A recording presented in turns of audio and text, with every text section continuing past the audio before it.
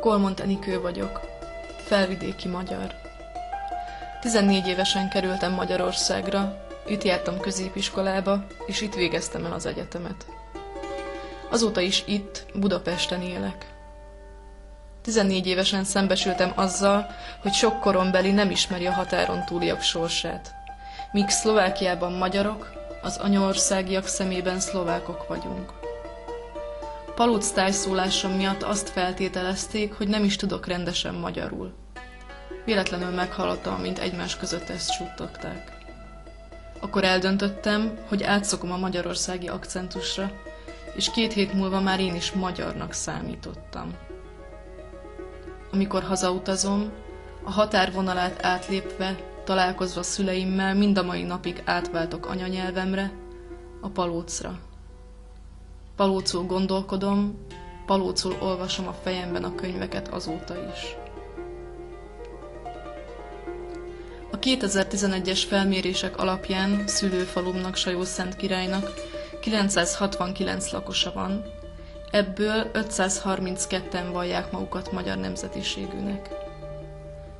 Ezek előtt az emberek előtt kívánok most fejet hajtani, s mindazok előtt, akik képesek voltak megőrizni önmagukat a szorongattatások idején, mindazok előtt, akik odavesztek, és mindazok előtt, akiknek sikerült túlélni a borzalmakat.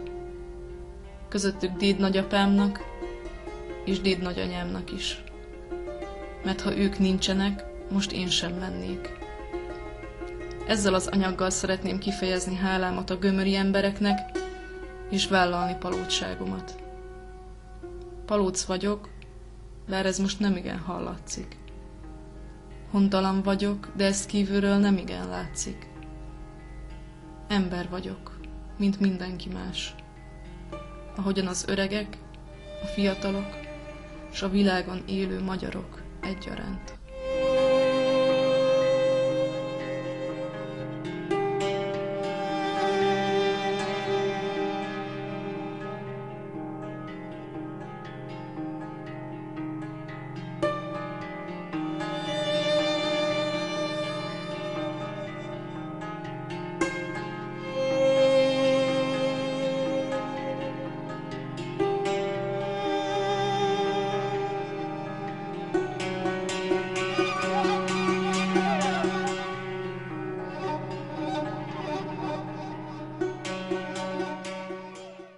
Tessék megmondani akkor, hogy hogy hívjak. Balacsik József, születtem 1932. november 29-én Székelyhon. Anyukaja, apukaja? Hát anyám itt született, apám magyarba született. Hogy hívtak őket? Balacsik András. Anyámat mi Szabó Margit. Testvérei voltak? Testvérem, az voltunk 6 testvérek, abban ma 3 meghalt, még 3 élünk. A gyerekkori életem ugye hát az, ide jártam iskolába, hát ellenít, mert bekövetkezett a háború. Az háborúkor ma ugye iskolában mikor ment el, mikor nem. Akkor kérem szépen vége lett a háborúnak, akkor meg kideportoltak Csebbe. Megkapta apám, a szüleim megkaptak a kapécigazét, hogy Csehországban vagyunk ideportálva. 3 voltunk még olyan kiskorú gyerekek, ugye. De apámnak a papír Magyarországra szólt. Hogy oda kell neki átmenni. A bátyám, még a neneim igazi, ma ugye Pérnei volt, ugye. Ők is velünk voltak igazi, őnek itt megy Csebe. Hát erre apám azt mondta, hogy nem megyén Magyarba, megyén a gyerekek után. Így mentünk ki, mint Csebe. Akkor kérem szépen betolatott az autó, a katonautó az udvarra. Jött úgy, hogy megmutatta a papírt, úgy, hogy mi ki vagyunk deportálva. Csebe igaz, se szó, se hang igaz, csak jöttek be halva, még hordtak, amit tudtak, haltak fel az autóra. Még szegény apa, melyik is a szüleim igazi, még a bátyám, mert ő akkor ugye erős legeim volt igazi, aztán haltak fel az autóra, amit tudtunk azt. Ma mikor felpakoltak igazi, hát ilyen bútorokat nem nagyon vittelni, ha ágy nem műt, még ruházatot, mert felültek, aztán teherautóról úgyoztak, felvitt bennünket Tornajóra az állomáshoz, amit bevagonyíroztak Marha-Kupeiba bennünket. Abba voltam 4 család összezárva. Akkor ugye elindult velünk, igaz, aztán vitt ki a végállomás Okres Dacsiceinek hívtak. De addig még ugye vitt ott a vonatba, ugye ott voltunk a hidegbe, a vagonba, igaz, minden. A gyerekek is, meg a szüleink is, igaz.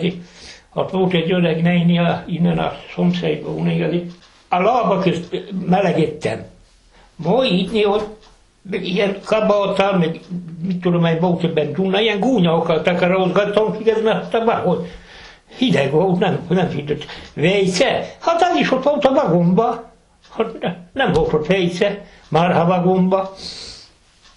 Na, kérem szépen, igaz, ilyen nagyobb állomásokon ma ugye volt a katonaság, volt. Azt ottan ma olyan kondérba főzték a teát. Azt ottan megállott a vonat, igaz, mert mozdultak, mit cselejt, igaz. Ottan ugye a katonák még kigyöttek, mert kísértek minket katonák, de a katonáknak külön személykupé volt. Azt ők abban nagy állomásban, igaz, ahol megállottunk, vagy mozdulcselejtek, ők abban kikeltek, azt mindegyik katonának volt egy vagonja. De mink abban be voltunk csukva. Azt ottan dött az a katona, számopával volt a nyakába is minden. Mi kinyitta azt a vagonajtót, eltoltoztak, akkor beszólt, hogy mehet valaki onnan a vagomba úgy, aki csajai, teajai. Hát keresztapalmaik is abban a vagomba jöttek, a szültet alól kiment teajai. A keresztapalmaik belettek a teát, igaz, ami feldött a vagomba, aztán azt mondta, hogy hamarabb a gyerekek. Hát az egyik asszony azt mondta keresztapalmnak, hogy hallod, János, azt mondja, így nem mondta ezt, ami benne van, ami maradt. Aztán szegény ember ugye fogta így a tálatot, ő abba vitte volna. A vagonnyira még akkor adott a mozdonyos tolajt, amit még az is. Nevetség, de nem volt a nevetség. No mindegy, olyan hideg volt abban a vagonba, kérem, hogy ezek a nagy csavar fejek bederesedtek. Aztán olyan szomnyám voltam, én emlékszik rá, hogy oda mentem, aztán a deret nyáltam a izeiről, a csavar fejeiről. Aztán akkor odaértem az állomásra, az utolsó állomásra, ott aztán ott hallottak ilyen gumi vlecskák, szekerek lóval, nem szekerek, mert vlecska volt, gumi kerekűek. Még jött ottan a koma, az a gazdák, ahova mentünk, azt elővette a papírt, azt olvasta a nevet, mint a marhára a pasus. Ilyenek voltak, ugye olvasta a nevet, azt mondta, hogy mink oda menünk hozzá. Még oda is csatlakoztunk, ugye oda állottak a lóval az a gumiszeker, ami volt úgy, no meg azt is kihattam úgy, hogy mikor itt felpakoltunk, néha magyar disznó, de nagyszerű disznók voltak, aztán azt meg hibittük. Úgyhogy apám leszúrta, még felvágta, hasalta, bevitt, meg hiánytotta, azt szőröstől, veretették egy ládába. Tudod? Aztán még az is jött velünk. Azt mikor odaértünk, akkor szegény úgy ott bontott elé róla a bőrt szőrrel együtt. Nagy dolog volt, Ezen azt altestem, hogy kibittek oda a tanyára, egy tanyán laktunk, ott még ott dolgott is mezőgazdasági munkások voltunk, igaz, apám még, ma én is ottan, mint 13 vagy 12 éves gyerek voltam. Ma engem is az a gazda hordott magával, mert volt ott olyan két kis lóosztály, vagalja ott vásárolni be a legközelebbi, hát nem város, hát nagyobb falu volt. Az hordott magával, aztán vigyáztam a lóra, míg az a bautókban vásárolt. Azután hazahozott, úgy ott a telepén, ott helytünk, vagy azon a tanyán. Azután szegény édesanyáik, ők még úgy mentek egy Plándorfnak hívták azt a falut, még az anyósom is anyámmal úgy mentek be abba a faluba vásárolni. Aztán bementek az üzletbe, ott is voltak ezek az elárusítók, hát nem tudtak vele észre menni, de annyi becsület volt abban az elárusítókban, hogy azt mondták nekik, hogy gyerülnek be, hogy beengedték őket, oda azt megmutatok, hogy mit ér. Bizony, De hiába nem tudom még hallani. Kutya élve szóltad akkor. Mert hogy csehül nem tudtak beszélni. Ja, persze. Aztán adta ki, hogy mutassa meg, hogy mi kell. Persze. Bárhányagomban mind a disznó. Büdös pitak világ. Na aztán, mikor ma ugye 1949-ben jöttünk haza, akkor ma rendesen bevagoníroztak bennünket. Vagonban voltam már vagonban jött a bútoronk is haza, még minden, ami volt. No, meg azt is elmondom igazi, hogy mikor ott letelepedtem igazat azon a Szulejsza területén, onnan még a tanyára bejártam a faluba, két ember dolgozni oda közeink. Aztán ugye hát már megismerkedtünk, gágyogtunk azt elvitt engemet is, még a bátyámat is abba a faluba, ahol ő lakott, de ott lakott abba a faluba, honnan azt a németeket is így mindenhogy itt lakunk, mink is most innen a felejt kitesejkelik, meg itt maradt, melyik aki itt maradt, hogy mikor bementem ott egy házba, bevittem, csak kétbe, mert többe. Most bementem így az ajtón, hát a régi világban, ugye itt az ajtónak a hangtalra rá volt olyan fogastej, azt azon volt a munkásruhája ezeknek a németeknek, vagy akik onnan kitirítottak. Mindegy, párhelyt, ilyen csikó párhelytól húsítok abban az időben, vaspárhelyt, csikós. A párhelytól meg, ahogy ott van az a serpenyőnél, úgy be volt penészedve nekik a kávé, hogy ott maradt. A zágyok, ahogy kivult a Dunnába, az úgy ott volt a Dunna, nem volt még be, csak a 30-50 kiló csomaggal kellett nekik onnan menni. Hát nekem is azt mondta, hogy nem kell oda semmi, van ott minden. Hát volt is ott minden, de csak abban a falukban, ahonnan a falukban, a tanyán nem volt. A tanya csak egy olyan egyszerű tanya volt igazi. No, azt onnan, amikor hazahoztak, 49-ben, amikor hazahoztak, akkor már rendes személyi kupékba hoztak bennünket. Majd azt onnan, amikor hazakerültünk, azt ide, Szentkirályra, vagy Tornajára ne vagomba, igazi, hogy innen is hordtak szánat, kit hova tudtak. Mert a házakban, még ahogy elvittek bennünket, hoztak ezeket a szobakokat onnan félbűrölni. Most ezek foglaltak el. Mert utána az hozzá fogott a jónék építkezni igazi, ahol Istennek, mert az már jobban ment a világ sorra. Építkeztek, meg ezeknek a szobakoknak még azt úgy csináltak ezeket a házakat, ami itt van, ott ők is azt elmentek, még a kastélyat tele volt szobakokkal. És akkor visszatetszett kapni a házat? Akkor aztán már ez is visszakapódott, persze. Magyarországon vannak-e rokonok? Vannak ott is. Ők oda születtek, vagy innen mentek ki? Azok oda, Magyarországon. Oda. Persze. Oda születtek. Innen nem ment a mi családunkból magyarba senki. Mi a különbség a régi meg a mai világ között a legjobban, maga szerint? Hát a régi világ, még a mai között óriási nagy különbség van. A dolgozott volt mindenben. Például itten volt a szocializmus, vagy a kommunizmus. De akkor is meg lehetett élni, hát nem úgy, mint mostani, de meg lehetett élni, no, nem volt. Most még igen meg lehet élni, de nem tisztelünk, nem becsülünk egymást. Itt van az a falu is. Az én gyerekkoromban, itt a faluban nem volt csak szekerút, köves szekerút. Most meg kérem szépen mindenfele aszfalt, de még valakinek még az udvarán is, a portályon. Ez óriási változat. No, de akkor is még éltünk, még talán, tudja jó, talán én nekem meg könnyebb volt akkor, mert abban az időben, mint tiszteltük, becsültük egymást, még az a vén ember is, aki ma volt valami totyogott, még az sem tudott elmenni levizni, mikor másik ott, nem mondta volna neki, hogy jó reggel szomszéd vagy valami. Most ez ma is.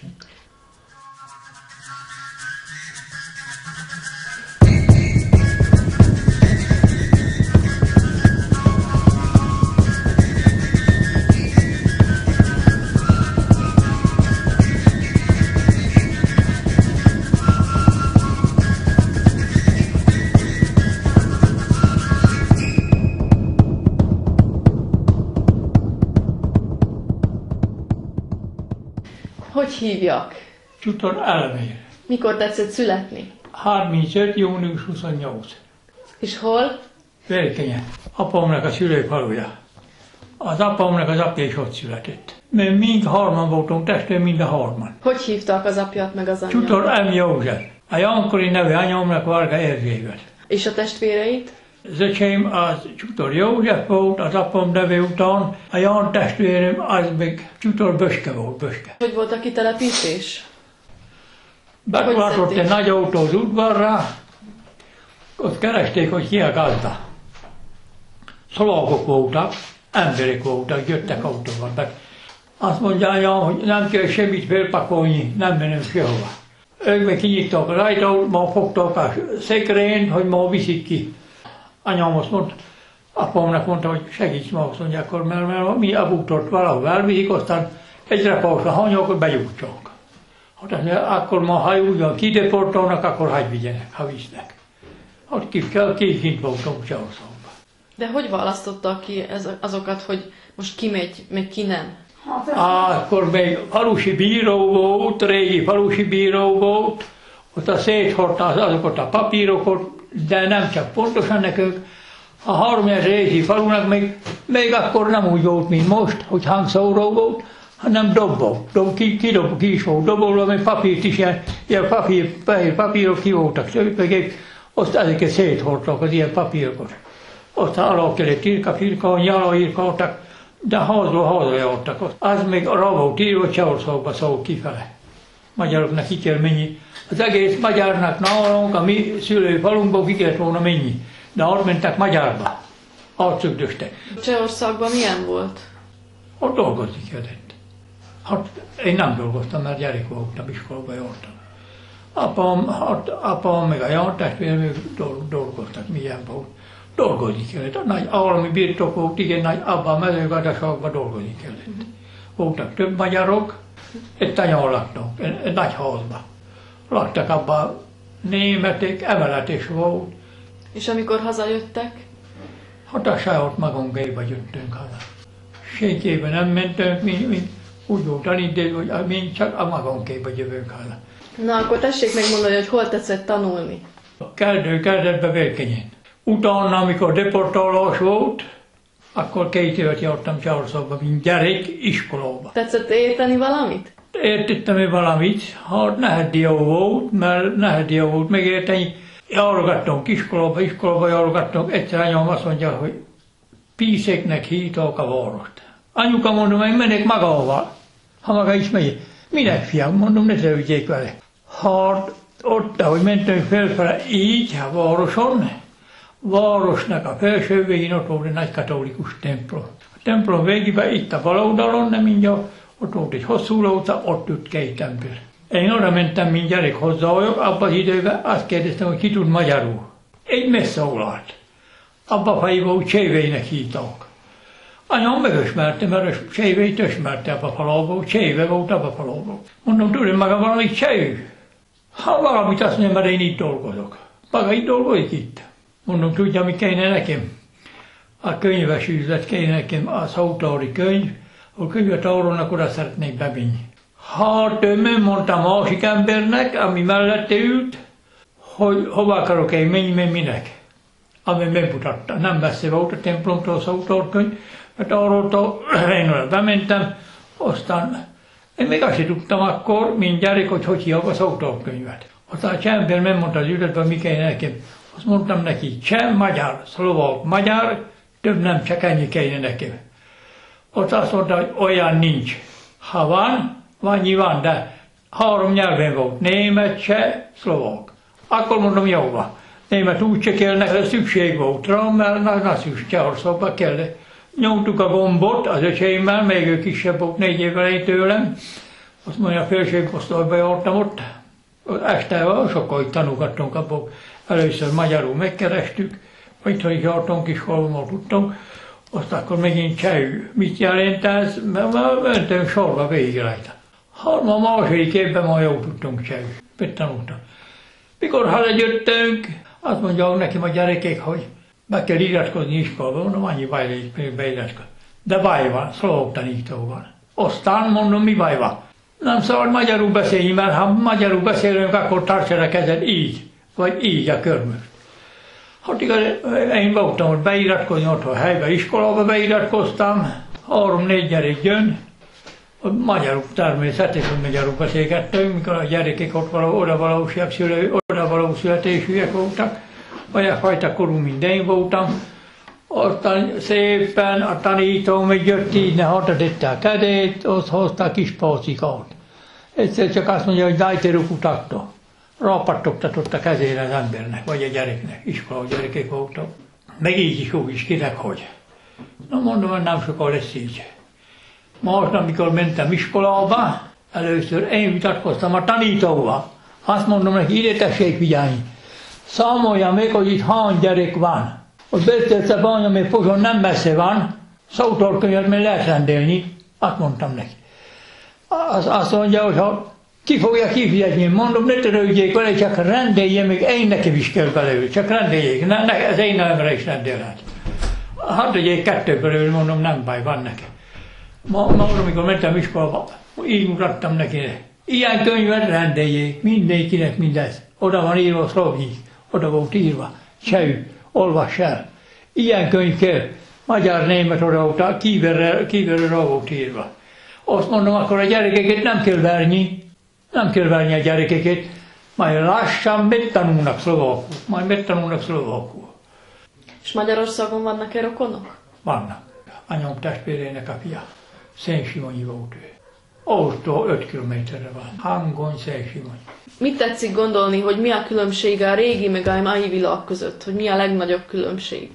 Borzasztó nagy. A régiségről kar beszélni, mert nem lehet, csak akkor lehetne a régiségről beszélni, ha régi emberek, asszonyok élnének. Így kell ma most tartani. A régiek nem mondanak a maguk valójukat, hogy most jobb vagy akkor, mikor ők éltek. Akkor volt. Sok paraszt embernek volt így most mellett a földje. Álljon ma meg gyújtsonkra, nem egy se nem 2. Összegyűjt 3-4 emberről beszélgettek, rajultak a cigaritára. Most hol mennek össze a nép? Nincs barátság sehol.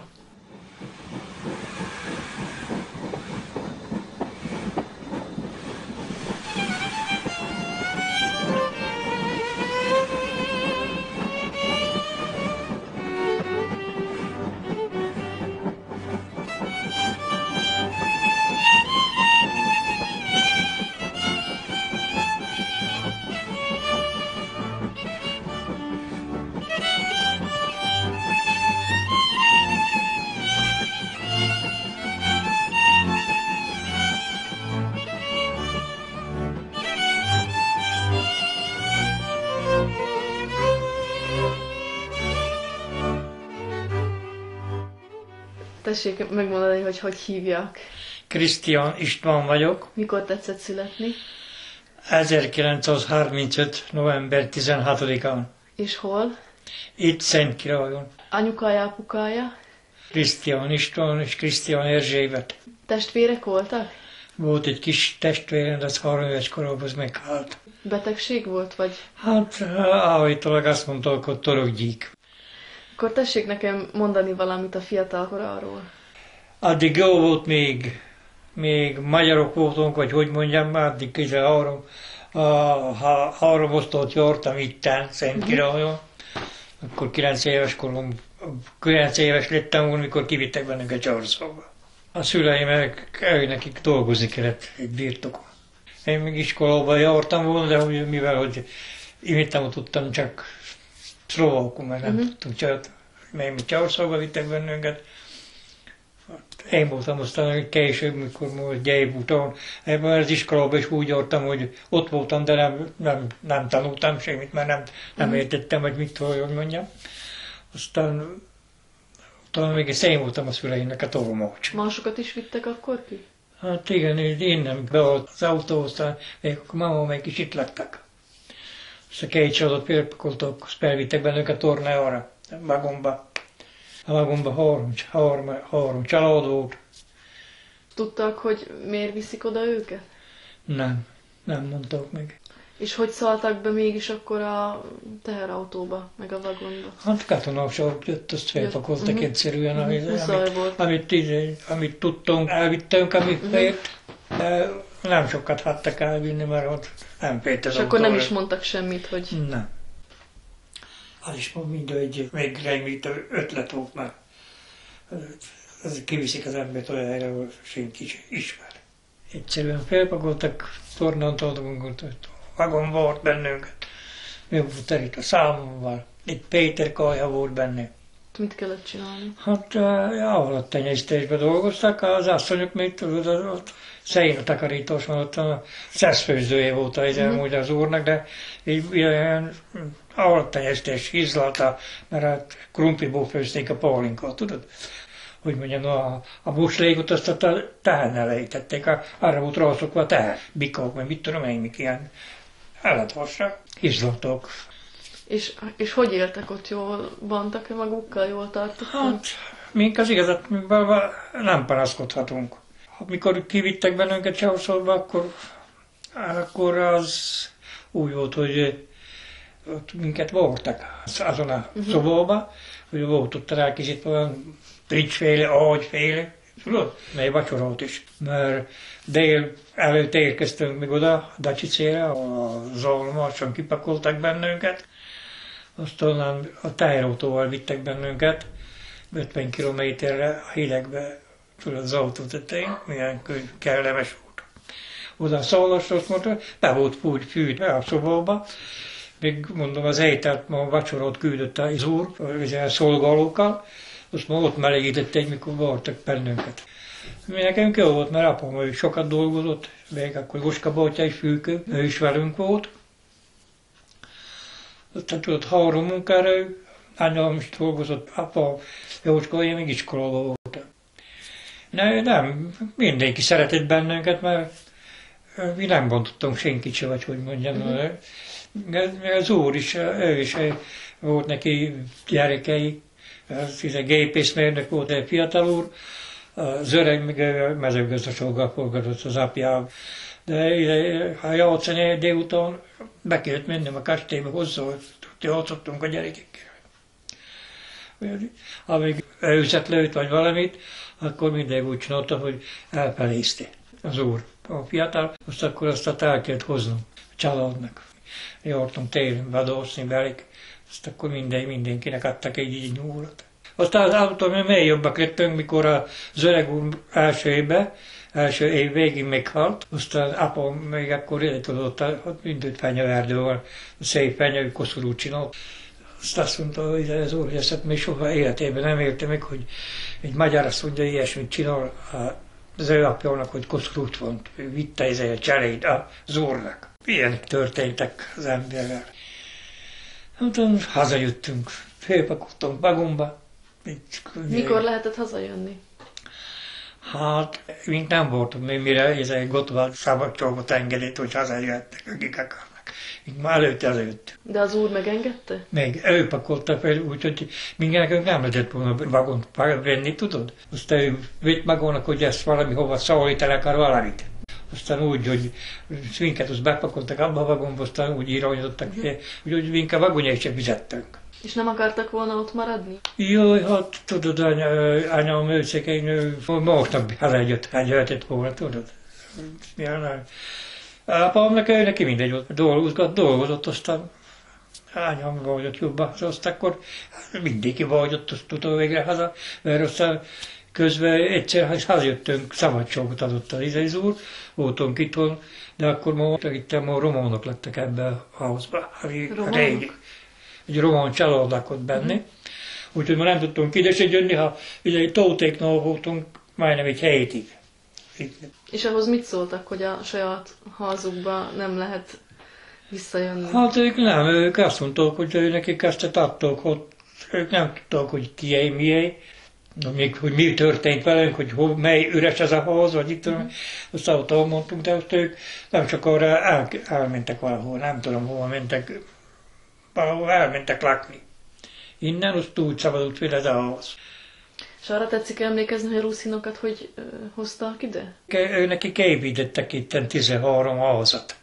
És ők kaptak mindent, pénzt kaptak, mindent kaptak. Az egész család a kastélyban, ahol most a kocsma van, hogy az egész Bracsina, akik idehoztak, az mind elfért egy épületbe. De az úgy volt, hogy a magyarokat kivitték, őket meg ide behoztak? Igen. És a ruszinok azokat honnan? Hát ők tulajdonképpen ők ma itt voltak Szlovákiában valamikor is, úgyhogy őket a háború után, mert Klenauc, majdnem az orosz határra való Klenauc, ők ma ott voltak. Azt úgy hoztak őket ide, hogy Batyúban jöttek csak. Aztán szétosztottak nekik a házakat, aztán megkaptak pénzt. Szlovákosítani akartak az egész környéket, én szerintem. Hát pedig ők nem szlovákok voltak. Hát ezek talán rosszabbak, mint vagyunk már, mint itt születtünk, őket még idehoztak, ők nekik nagyobb jogok van, mint nekünk. Mert ők szlovákul beszélnek ennyi. De akkor is ők ma szlovákul beszéltek? Hát nem, beszéltek ők ma mindenféleképpen. Csak az mégis szláv, és akkor jobban megértették. Jobban megértettek. És nehéz volt így szlovákul megtanulni különben, vagy? Hát nem, én tulajdonképpen ma nem is itt tanultam, még Csehországban, mert itt tanultam csehül, de az fizetni ma most egy minden, még a szlovák is, mert az olyan könnyebb is, vagy mit tudom én, a cseh nyelv. De katonaságnál is ott voltam, Brünnben szolgáltam. Ott voltam ott két évig, 24 hónap. Aztán én ott tanultam jobban ezen szlovakul. Vannak-e Magyarországon rokonok? Vannak. Hol? Serényfalvon, Debrecenben, Ózon volt a neneim, de ma meghalt. Még Banszolóson vannak, akik úgy ismertem, akikkel valamikor jó voltunk, egy házba is laktunk. Mit tetszik gondolni, hogy akik itt vannak most magyarok mindig, mink is ugye, hogy azért még nem akarunk átköltözni Magyarországra, de hogy miért nem? Mit tetszik gondolni? Hát, hogy mondjam, nem tudom neked még magyarozni annyira, de mink ma laktunk Magyarországon, Balrévén laktunk. Aztán a honvagy annyira izelt, csak itt volt az szomszédban, hogy haza kellett jönni onnan. Nekem ott jó helyen. Mikor tetszettek? Még apám a téglagyarba dolgozott, az elég kicsi voltam. Én nem jártam iskolába. Aztán mégis haza voltak. Ott pedig ott ide nagy hozónk volt, hogy minden, azt ott hattuk egyszerűen. Haza kellett jönni. Igen. Mégis csak azt mondja, hogy itt születtek. Ennyi. Mit tetszik gondolni, hogy mi a legnagyobb különbség a régi és a mai világ között? Akkor szabadabban éltünk. Úgyhogy nem féltünk semmitől, hogy valami történik velünk. Mostan még állandó mindig azon, hogy mikor egyszerűen csak kihányt. Mindahogy kivittek bennünket sebe. Hányat ahol deportáltak 50 kilós csomaggal Magyarba? Sokat. Itt a környéket, meg hamar lefele. Egyszerűen összecsomagoltak, az kihánytottak az országba. És mit tetszene tanácsolni a mai fiataloknak? Hát, több szeretet egymásba. Jó. Hogy nem azt kellene én ott ki vagy mi vagy mit tudom én. Én nekem például a cigány is ugyanolyan ember, mint én vagyok. Aki becsületes. Ennyi. Mert hogyha ő is embernek született, de van köztük rendes ember is, sok.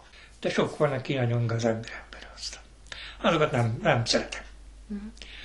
Nem azt mondom, hogy nem beszélek vele, szórakozol, vagy mit tudom én, de vannak olyanok, akikkel szívesen elbeszélek. De abban arra gondolok, hogy jobban kéne egymást tisztelni, vagy hogy mondjam, mondjuk például, mit tagadni még az ember, hiába tagadja, mert úgyis magyar van. Akkor oda kéne, ha jól akarsz magadnak, akkor oda kéne, ahol a többi van. De ott az ember magyarnak született, akkor nem mondta, hogy nincs szlovák vagyok, mert nekem mostan ez a hazam, vagy hogy mondjam, mert itt születtem, hogy aztán Szlovákia, vagy mit tudom én, az asszony is olyan mondta, hogy jól is ezt mondta. Ő magamból azt mondja, hogy kihánytalanak Magyarországra. Elmondtuk, ez jó, de akkor ott volna, hogy pár hónapig biztosan volna haza. Végig csak itt születtem. Ez a hazad.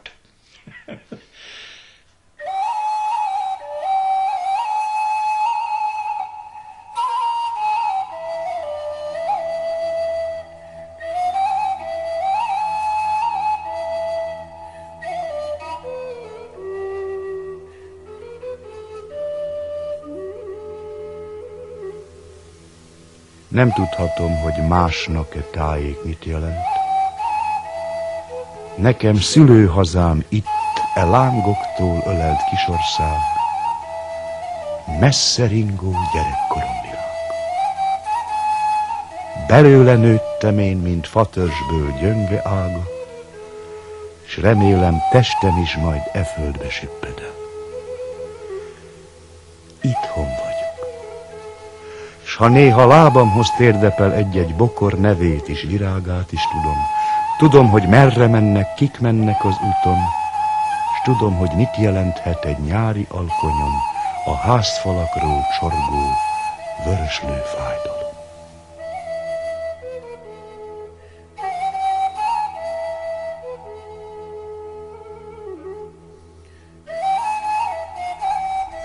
Hálásan köszönöm Józsi bácsinak, Elemér bácsinak és Pista bácsinak az odaadásukat, bizalmukat, hogy családjukba fogadták és megosztották velem történeteiket. Így nem csak emlékeik élnek tovább az utókor számára, hanem ízes, egyedi palóc beszédünk is egyaránt. Köszönöm, hogy hozzájárultak és lehetővé tették magyarságunk tovább örökítését.